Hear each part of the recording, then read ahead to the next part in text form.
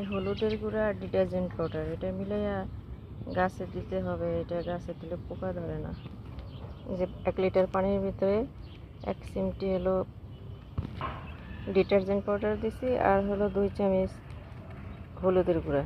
এখন মিক্সড করে এই যে গাছে যেমন পোকা ধরছে, এই যে এটা দিলে যাবে এগুলা এভাবে স্প্রে করে দিয়ে দেবেন, পোকা যাইবে গিয়ে। এই যে এই গাছটাও পোকা ধরছে, পোকা ধরলে এরকম হয়ে যায়। এটা ফালাই দেব। এখন এটা স্প্রে করে দেই, ঠিক হয়ে যাবে।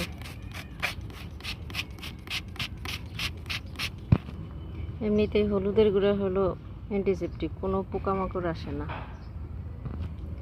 মাটি সহকারে দিয়ে দিলে হবে কি আর কোনো পোকা আসবে না। ওই যে মিলিবাগ যেটা বলে কি রোগ, এই যে ছোটো ছোটো পিঁপড়ার মতো ধরে যেগুলা, এগুলা যদি এই ডিটারজেন্ট আর হলুদের গুঁড়া মিলিয়ে দেওয়া হয় তাহলে ও চলে যায় এগুলা। এখানে আমি দিয়ে দেব।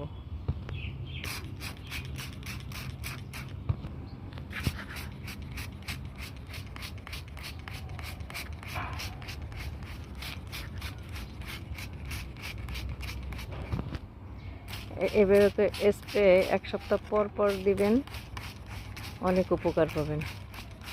একদম পোকামাকড় আসবে না, পিঁপড়া কোনো কিছু আর আসবে না।